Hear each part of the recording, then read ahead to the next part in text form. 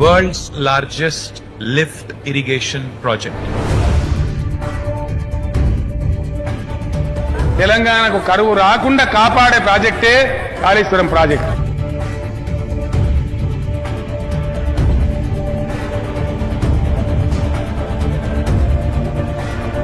దేశం మొత్తం కరువున్నా మనకిక కరువు రాదు.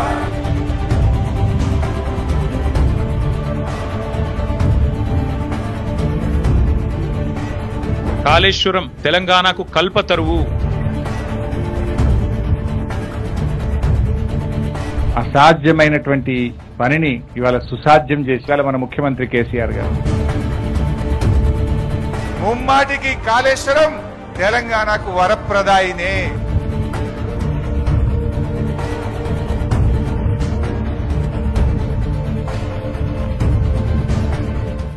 వాస్తవానికి పల్లెంలో అన్నం ఉన్నా కూడా అన్నం తినలేనటువంటి పరిస్థితి మన తెలంగాణది. తలాపు నుండి గోదావరి పోతున్నా కూడా ఆ గోదావరి జలాలను వాడుకోలేనటువంటి ఒక పరిస్థితి మన తెలంగాణది. అందుకనే దశాబ్దాల పాటు ఈ ప్రాంతము డెక్కను పీఠంలో ఉండడం వల్ల కరువును ఎదుర్కొన్నది, కష్టాలను అనుభవించింది, కన్నీళ్లతో ఎన్నో రకాలుగా బాధపడ్డది. తన 40 ఏళ్ల రాజకీయ జీవితంలో ఈ తెలంగాణ ప్రతి అంగుళం తిరిగినటువంటి ఒక వ్యక్తిగా, ఇక్కడున్నటువంటి అనేక సమస్యల మీద పోరాటం చేసినటువంటి వ్యక్తిగా, లక్షల ఆత్మహత్యలను చూసినటువంటి ఒక వ్యక్తిగా, వలసలను చూసినటువంటి ఒక వ్యక్తిగా, దీనికి ఒక విముక్తి కలిగించాలంటే అది కేవలము గోదావరి జలాలను తీసుకురావడం ద్వారా మాత్రమే సాధ్యమని కేసీఆర్ గారు భావించి ఈ అద్భుతమైనటువంటి ఒక ప్రాజెక్టుకు రూపకల్పన చేయడం జరిగింది. గలగల్ల పోరేటి గంగమ్మ తల్లినే నల్లరే గల్లకే మళ్లించినాడమ్మో. కాళేశ్వరము తోటి లక్షల ఎకరాలు కలకాల నాడించే మన పెద్ద రైతన్న. ఎట్టుండే మన పల్లెలు గతమంతా నెర్రేబారిన నేలలు.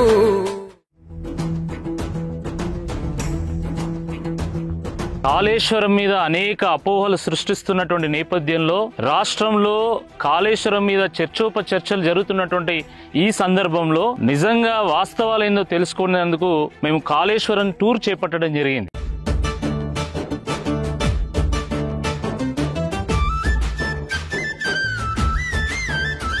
కాళేశ్వరం ఒక గొప్ప పుణ్యక్షేత్రం. దీనికి ఇంకొక ప్రాధాన్యత ఏంటంటే ఇది ఒక త్రివేణి సంగమం. గోదావరి జీవనది ఈ ప్రాంతం నుండి ప్రవహిస్తూ ఉంటది. ఈ ప్రవహిస్తున్నటువంటి ఈ నదిలో ప్రాణహిత, మహారాష్ట్ర నుంచి వచ్చేటువంటి ప్రాణహిత ఇక్కడ కలుస్తుంది. సరస్వతి అంతర్వాహినిగా ఉంటది. ఈ 3 నదులు కలిసి మనకు మేడిగడ్డ వైపు, అటు నుండి రాజమండ్రి, అక్కడ నుండి సముద్రంలో కలిసే వైపు ప్రయాణం చేస్తూ ఉంటాయి. ఇక్కడ నీటి లభ్యత ఎక్కువ ఉంటది. సుమారుగా 281 టీఎంసీల నీటి లభ్యత ఉంటది అని చెప్పి సిడబ్ల్యూసీ తేల్చింది.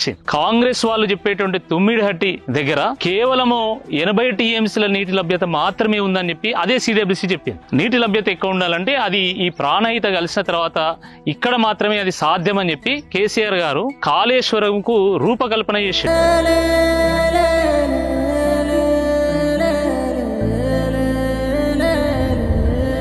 కాళేశ్వరం ప్రాజెక్టులో భాగంగా నిర్మాణం చేసినటువంటి మేడిగడ్డ బరాజ్ మీద ప్రస్తుతం మేము నడుస్తూ ఉన్నాము.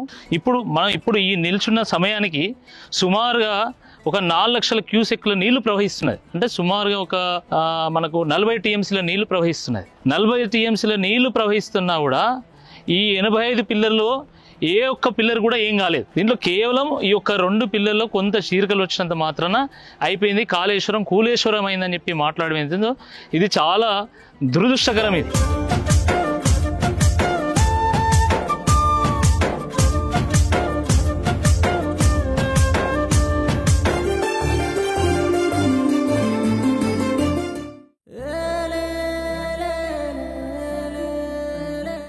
కాళేశ్వరం వద్ద గోదావరి ప్రాణహిత కలిసిన తర్వాత ఆ నీరంతా కూడా మేడిగడ్డ వైపు ప్రవహిస్తూ ఉంటుంది. మేడిగడ్డ దగ్గర లక్ష్మీ బ్యారేజ్ ని కట్టడం జరిగింది. దానికంటే ముందే కన్నెపల్లి వద్ద ఒక లక్ష్మీ పంప్ హౌస్ నిర్మాణం చేయడం జరిగింది.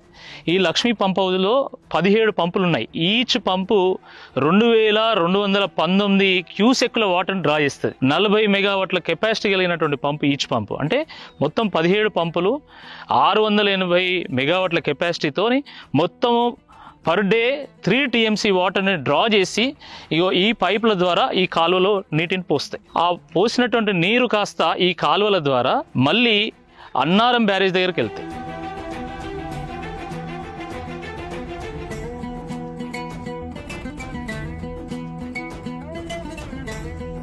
ఇప్పుడు మనం అన్నారం బ్యారేజ్కి చేరుకోవడం జరిగింది.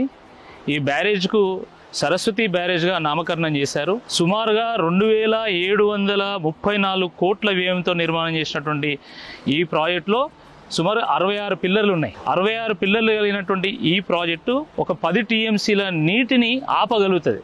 అంటే 10 టీఎంసీల నీటి స్టోరేజ్ కెపాసిటీ.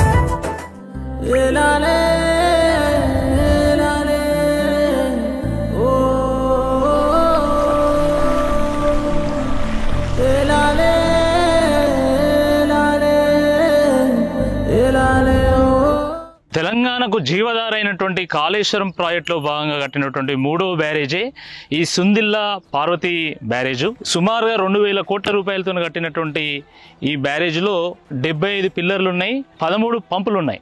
సుమారుగా ఒక 8 టీఎంసీల స్టోరేజ్ కెపాసిటీ ఉంది. అనేక పంప్ హౌజుల నుంచి నీటిని డ్రా చేసి పంట పొలాల్లో పంపించవచ్చు, కానీ వాటిని కూడా ఆన్ చేస్తలేరు.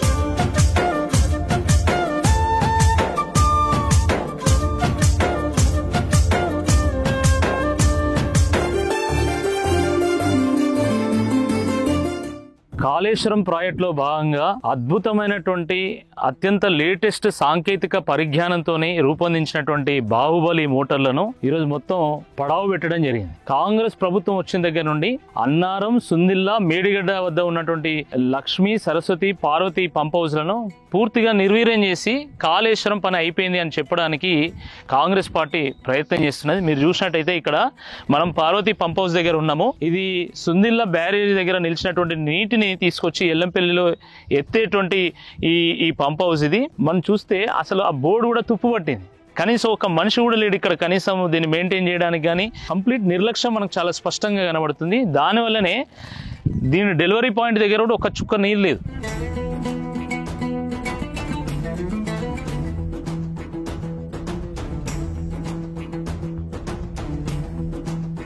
కాళేశ్వరంలో మరో కీలక కాంపోనెంట్ అయినటువంటి శ్రీపాద ఎల్లంపల్లి ప్రాజెక్టుకు మేము రావడం జరిగింది. ఇది వాస్తవానికి ఒక కీలకమైనటువంటి జంక్షనే. ఎందుకు ఈ కీలకమైంది అంటే అటు ఎస్ఆర్ఎస్పికి ఇటు మేడిగడ్డకు మధ్యలో ఉన్నటువంటిది ఇది. అంటే నీటిని ఎటైనా పంపు చేయడానికి ఇది ఒక స్ట్రాటజిక్ లొకేషన్. 2005లో కాంగ్రెస్ ప్రభుత్వం దీన్ని ప్రారంభిస్తే కొన్ని గేట్లు అవి నిర్మాణం చేసి మధ్యలోనే వదిలేసింది. కానీ కేసీఆర్ గారు వచ్చిన తర్వాత పెట్టినటువంటి ఖర్చు వృధా కాకూడదు అని చెప్పి దీన్ని మళ్ళీ కాళేశ్వరంలో ఒక భాగం చేసి దీన్ని కూడా వాడుకోవడం జరిగింది.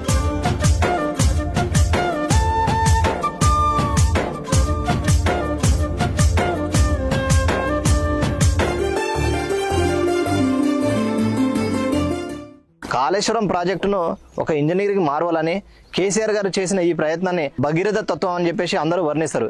మనం ఉదాహరణకి ఇక్కడ చూసినట్లయితే మనం ప్రస్తుతం నందిమేడారం దగ్గర ఉన్నాం. ఈ 7 పంపులు ఎక్కడి నుండి నీళ్లు డెలివరీ చేస్తాయంటే మనం ఎల్లంపల్లి ప్రాజెక్టు ఉంది. ఎల్లంపల్లి ప్రాజెక్టు నుంచి అక్కడ వెనకాల నీళ్లు ఈ టన్నెల్ ద్వారా ఈ 7 పంపులు 2 టీఎంసీలు రోజుకు 2 టీఎంసీల నీటిని ఎత్తిపోసి కింద గాయత్రి పంప్ హౌస్కు మిడ్ మానేర్కు తరలించడం జరుగుతుంది.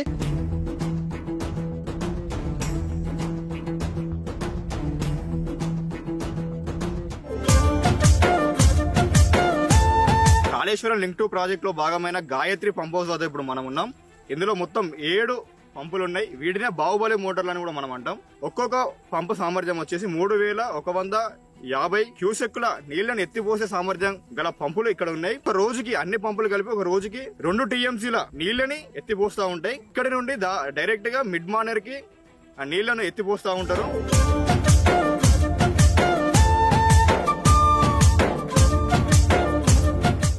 కాళేశ్వరం ప్రాజెక్టులో ఇది ఒక స్ట్రాటజిక్ లొకేషన్గా, స్ట్రాటజిక్ పాయింట్గా మనం చెప్పుకోవచ్చు.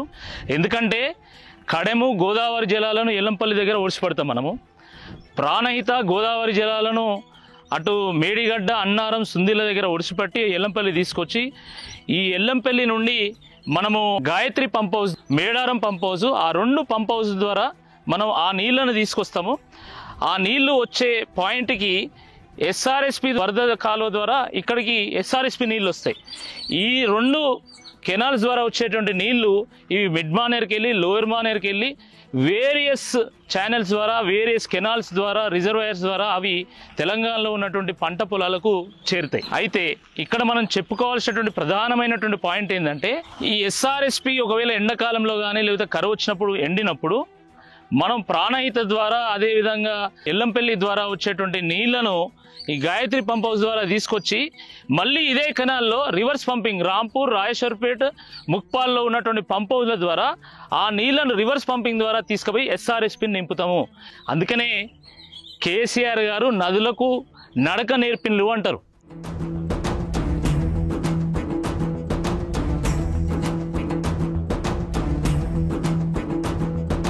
కాంగ్రెస్ ప్రభుత్వ హయాంలో ప్రారంభించబడి పెండింగ్ ప్రాజెక్టుగా గుర్తింపబడినటువంటి ఈ మిడ్మానేర్ ప్రాజెక్టును కేసీఆర్ గారి హయాంలో పూర్తి చేయడం జరిగింది. కాళేశ్వరం నుంచి వచ్చేటువంటి నీళ్లు, ఇటు ఎస్ఆర్ఎస్పి నుంచి వచ్చేటువంటి నీళ్లు ఈ రిజర్వాయర్లో ఆగి దాని తర్వాత అన్నపూర్ణ, రంగనాయక్ సాగర్, మల్లన్న సాగర్, కొండపోచమ్మ ద్వారా జంటన కాళేశ్వరంలో అంతర్భాగమైనటువంటి అనంతగిరి అన్నపూర్ణ ప్రాజెక్ట్కి రిజర్వాయర్కి మనం చేరుకోవడం జరిగింది. ఈ అన్నపూర్ణ రిజర్వాయర్ దగ్గర 3 పంపులు ఆన్ అయినాయి. 3 పంపులు ఆన్ అయితే సుమారుగా 9,000 క్యూసెక్కుల నీళ్లు ఇక్కడి నుంచి ప్రవహిస్తూ ఉన్నది. మరి ఈ నీళ్ళన్నీ ఎక్కడికి పోతాయి? తెలంగాణ పంట పొలాలకు పోకపోతే అవి పాకిస్తాన్ పోతానే.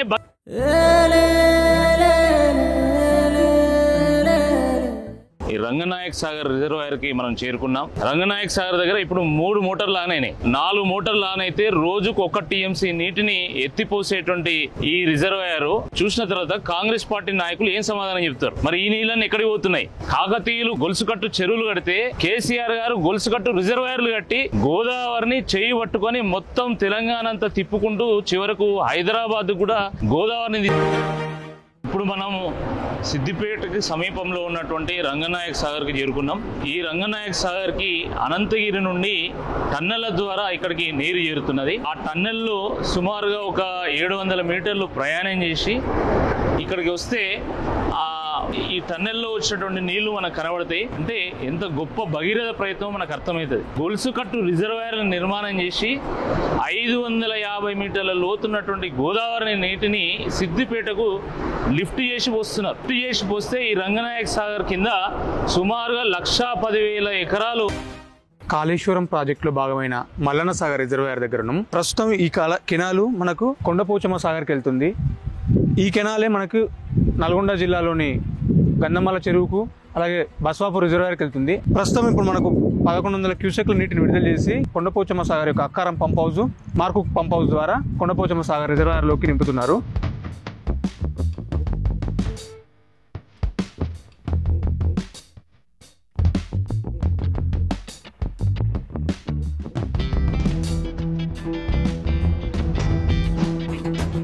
ఇప్పుడు మేము మల్లన్న సాగర్ దగ్గర ఉన్నాము. మల్లన్న సాగర్ దగ్గర ఇప్పుడు 8 పంపులు వస్తున్నాయి. ఈ మల్లన్న సాగర్ రిజర్వాయర్ 50 టీఎంసీల రిజర్వాయర్. ఇది హైదరాబాద్ నెత్తి మీద ఒక గోళం పెట్టి ఆ గోళంకు నల్ల ఇప్పితే ఎట్లయితే కింద నీళ్ళు వస్తాయో అట్లా హైదరాబాద్కు చేరే విధంగా దీన్ని అద్భుతంగా నిర్మాణం చేశాను. ఈ బీడుబడ్డ నేలను పచ్చబడేటట్టు చేస్తే, ఆత్మహత్యలను, వలసలను, ఆకలి కేకలను ఆపితే ఈరోజు కుట్రతోని కేసీఆర్ గారి మీద ఒక కమిషన్ వేసి వారిని అవమానించేటువంటి ఒక ప్రయత్నం చేస్తా ఉన్నారు. కేసీఆర్ ఇచ్చిందైతే వాటర్ బాగానే ఉన్నది. ఇవి మల్లన్న సాగర్ వాటర్ కూడా ఇప్పుడు మేము అవే వాటర్ తాగుతున్నాం. మా కలెక్షన్ కూడా హైదరాబాద్ సిటీకి మా విలేజ్లకి ఇవే ఇచ్చారు. కేసీఆర్ ఉన్నప్పుడే బాగుండే. ఇది ఒక మల్లన్న సాగర్ కాదు, ఇది తెలంగాణ జన హృదయ సాగరం. మనం ఇప్పుడు కొండపోచమ్మకు చేరుకున్నాము. ఇది 15 టీఎంసీల రిజర్వాయర్. మనకు మల్లన్న సాగర్ నుంచి వచ్చేటువంటి నీటిని ఈ పంప్స్ ఎత్తిపోస్తూ ఉంటాయి ఈ రిజర్వాయర్లో. గోదావరి నీళ్లు ఎట్టి పరిస్థితుల్లో ఈ ప్రాంతానికి తీసుకురావాలనేటువంటి తపనతోనే నిర్మాణం చేసినటువంటి ఒక రిజర్వాయర్ ఇది. ఈ రిజర్వాయర్ల వల్ల కేవలం పంట పొలాలు మాత్రమే సస్యశ్యామలం కావడం లేదు, ఇక్కడ ఉన్నటువంటి జీవరాశులకు, ఎడ్లకు కానీ గొర్రెలకు కానీ వాటికి కూడా నీరు అందిస్తున్నది. ఇక్కడ ఉన్నటువంటి మత్స్యకారులు బతుకుతున్నారు.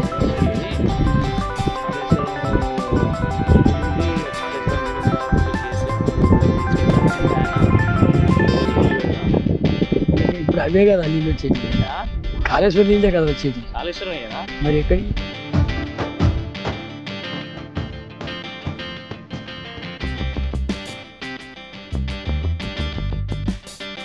కాళేశ్వరం ప్రాజెక్టులో భాగంగా ఈ గంధమల్ల వద్ద ఒక రిజర్వాయర్ నిర్మాణం చేయాలి, దానికి 9 TMCల కెపాసిటీ ఉండాలని చెప్పి ఆ రోజు కేసీఆర్ గారు ఒక నిర్ణయం తీసుకోవడం జరిగింది. దాని తర్వాత వచ్చినటువంటి కాంగ్రెస్ ప్రభుత్వము, రాష్ట్ర ముఖ్యమంత్రి రేవంత్ రెడ్డి గారు ఇటీవల ఇక్కడికి వచ్చి ఒక రాయేసి కొబ్బరికాయ కొట్టిపోయిండు. ఒకవైపు ఏమంటున్నాడు రేవంత్ రెడ్డి గారు, కాళేశ్వరం కూలిపోయింది అంటాడు. ఇంకోవైపు అదే కాళేశ్వరంలో భాగమైనటువంటి ఈ గంధమల్ల రిజర్వాయర్కి వచ్చి ఆయన శంకుస్థాపన చేసిండు.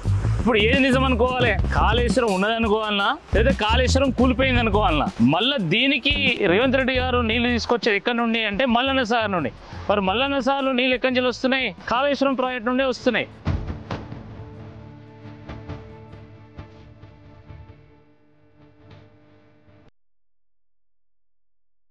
గోదావరి జలాలను చెయ్యి పట్టుకొని నడిపించుకుంటూ వచ్చిన కేసీఆర్ గారు చివరకు బస్వాపూర్లో ఒక రిజర్వాయర్ కడితే ఈ బస్వాపూర్ నుండి ఈ ఆలేరు భువనగిరిలో ఉన్నటువంటి ఈ కరువు ప్రాంతం అంతా కూడా సస్యశ్యామలం అవుతుందని వారు భావించి ఇక్కడ ఒక రిజర్వాయర్ను నిర్మాణం చేయడం జరిగింది. వారు కాళేశ్వరం కడుతూ ఇక్కడికి వచ్చే లోపు వారి టర్మ్ ఎండ్ అయింది. కానీ ఇక్కడ కొంచెం ల్యాండ్ ఎక్విజిషన్ ఉంది, ఆ ల్యాండ్ ఎక్విజిషన్ పూర్తి చేయాలి. అదేవిధంగా ఈ నీళ్లను పంట పొలాలకు తరలించడానికి కావాల్సినటువంటి చిన్న కెనాల్స్ నిర్మాణం చేయాలి, డిస్ట్రిబ్యూటరీ కెనాల్స్ నిర్మాణం చేయాలి. ఎంత దురదృష్టం అంటే ఇంత పెద్ద కాళేశ్వరంను 5 ఏళ్ల రికార్డు సమయంలో కేసీఆర్ గారు పూర్తి చేస్తే ఈ చిన్న కాలువలు ఆయనతో కొన్ని ఎకరాల ల్యాండ్ ఎక్విజిషన్ కూడా కాంగ్రెస్ పార్టీ వాళ్ళు 2 ఏళ్ళైనా ఇప్పటికి పూర్తి చేయలేదు.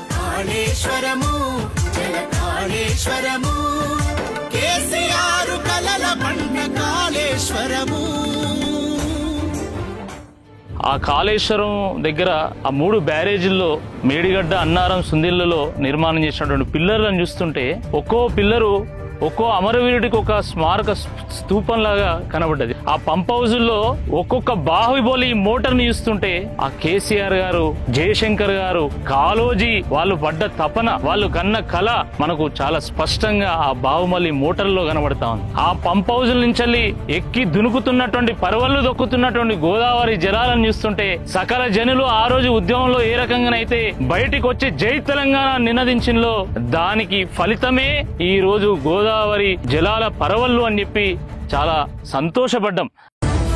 80,000 కోట్లు పెట్టి కాళేశ్వరం ప్రాజెక్ట్ కడితే ఎప్పుడో తీరిపోయింది దాని బాకీ. పంటలు పండేది ఒక్కొక్కసారి పండితే 3 కోట్ల టన్నులు పండుతున్నాయి. ఉసుకమన్నట్టే పండుతుంది పంట. మీరందరూ కూడా చూస్తాను. నేను హెలికాప్టర్ మీద అక్కడ వదిలి కళాల సమయంలో ఎక్కడ చూసినా కానీ ఆ టార్పాలిన్ పేపర్లు, వడ్డ కుప్పలు, డాంబర్ రోడ్లు అన్ని ఆక్రమించేస్తారు. సగం డాంబర్ రోడ్డే ఉంటుంది మనం పోవడానికి. అంత బ్రహ్మాండ పంట పండుతుంది. దాన్ని చూసి చాలా సంతోషం అనిపిస్తుంది, గుండెలు ఉప్పొంగుతాయి. ఎస్, ఈ దీనికోసమే తెలంగాణ తెచ్చుకున్నాము అనే ఒక సిస్టమ్. ఆ ముక్తీశ్వరుడి ఆలయం వద్ద ప్రారంభించినటువంటి మా టూరు 3 రోజుల తర్వాత ఈ బస్వాపూర్ రిజర్వాయర్ దగ్గర ఎండ్ అయింది. మాతో పాటు Ramu is an irrigation subject expert. Tour మొత్తం గైడ్ చేయడం జరిగింది. నాతో పాటు ఎప్పుడు ఉండేటువంటి మా పురుషోత్తం, అఖిల్ రెడ్డి, వీళ్ళిద్దరు కూడా మనం గమనించినటువంటి అంశాలను ఏ విధంగా విశ్లేషణ చేసి ప్రజల ముందు పెట్టాలి అనే దాంట్లో అద్భుతమైనటువంటి ఒక ప్రయత్నం చేశారు. మా విశ్వ ఈ టీంలో ఉన్నటువంటి మరొక కీలక వ్యక్తి ఈ మొత్తం కాళేశ్వరం ప్రాజెక్ట్ ని 3 రోజుల్లో అద్భుతంగా తన కెమెరాలో బంధించి కొన్ని మెయిన్ బిట్స్ మన ముందు పెట్టేటువంటి ఒక ప్రయత్నం చేశారు. అదేవిధంగా మా పవన్ చూసినటువంటి అంశాలన్నింటినీ కూడా అప్డేట్స్ రూపంలో ఎప్పటికప్పుడు ఫేస్బుక్ లో కానీ, ట్విట్టర్ లో కానీ, ఇన్స్టాలో కానీ పెట్టి అందరికీ అందించేటువంటి ఒక ప్రయత్నం చేసిండ్రు. ఈ అందరి యొక్క స్టడీ టూరు నిజంగా తెలంగాణ ప్రజలకు ఉపయోగపడాలని, మా టూరు విజయవంతం కావడానికి దానికి ప్రోత్సాహం అందించినటువంటి మన రామన్న గారికి, అదేవిధంగా హరీష్ రావు గారికి, అదేవిధంగా వివిధ ప్రాంతాలు మేము తిరుగుతున్నప్పుడు మాకు సహకారం అందించినటువంటి మా బీఆర్ఎస్ పార్టీ నాయకులకు, కార్యకర్తలకు, వేరే పార్టీ కార్యకర్తలు కూడా మాకు సహకారం అందించారు. వాళ్ళకు కూడా అందరికీ ప్రత్యేక ధన్యవాదాలు. జై తెలంగాణ.